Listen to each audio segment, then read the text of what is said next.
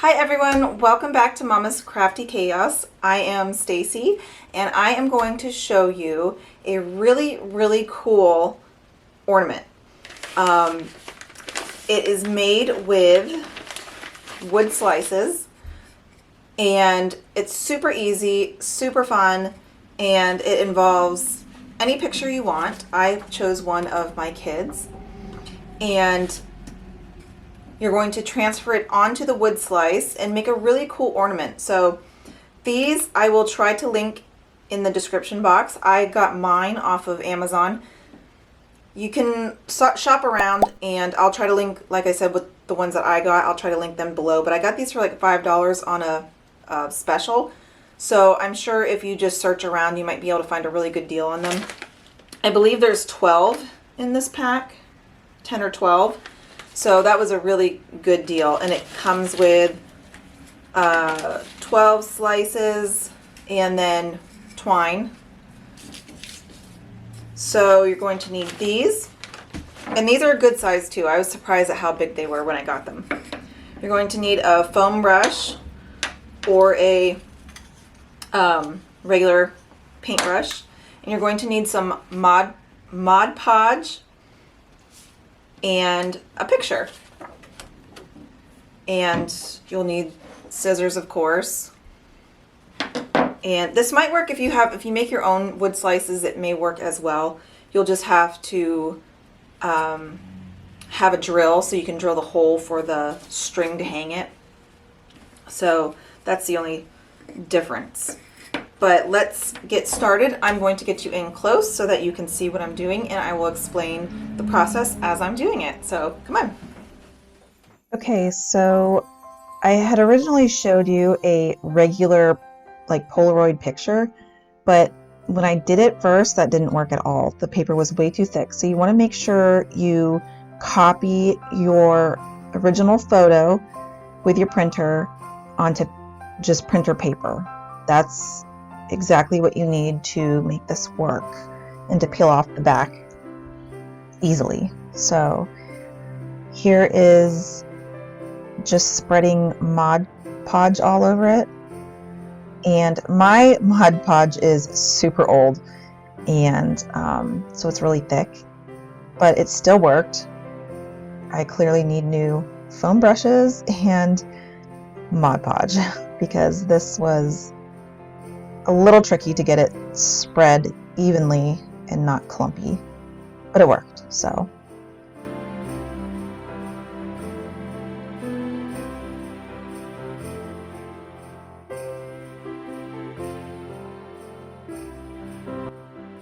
then you take your picture and you flip it upside down and press it down onto the wood slab, and then you want to just press it down and smooth it out. Here I am actually using a extra, I think it was a pizza stone scraper that I had laying around, but you could really use anything flat. You could use a credit card or the flat side of a knife, just whatever gets those air bubbles out. And then you don't have to use a hairdryer to dry it. I was trying to dry it a little bit faster. Drying it overnight would be good, but I think it takes about 20 minutes normally to be able to get to this stage. So then you just take water and a paintbrush and you paint the water over the backing. You want to really saturate it. You can see the image is kind of showing up already. And then you're going to very gently use your finger and start peeling the white backing off, peeling it away. I'm kind of just rubbing, almost like getting a sticker off of a toy or something,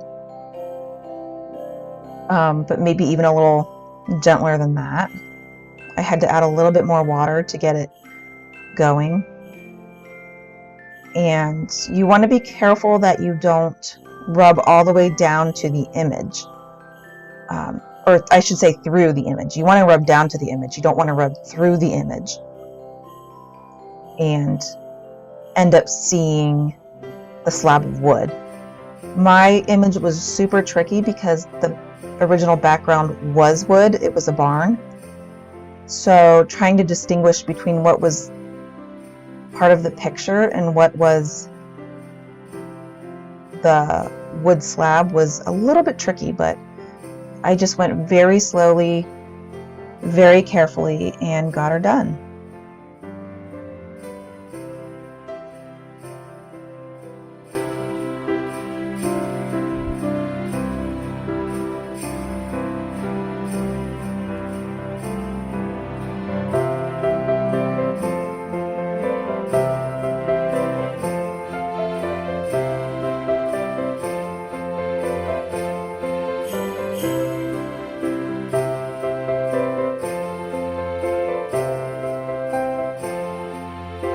So obviously I sped up the process for you, but it probably took a good 5 minutes to get all of the paper backing removed. And after you do that, so it takes a lot of patience, but after you do that, you want to do a coating of Mod Podge over it to seal it in.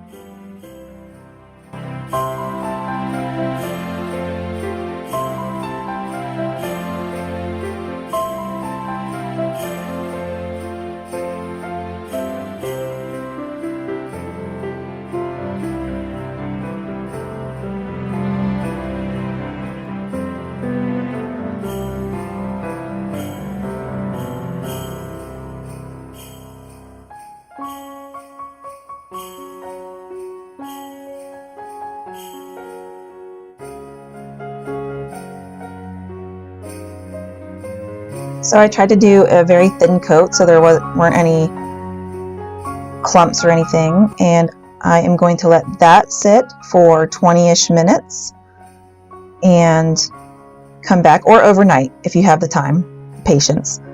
And ta-da! It ends up looking like this. So it is nice and clear, and then you can pick your ribbon or your twine. And because I had pasted the picture over the hole, I just used a paper clip to punch through the hole so I could get the string through there, and it worked good. So no worries there. And I just tied it up so I could hang it on a tree eventually. At the time of making this, we did not have our tree up yet, so you'll see at the end results. I unfortunately don't show it to you on my tree, but it is very beautiful. A nice little rustic addition, and I am very pleased with how it turned out.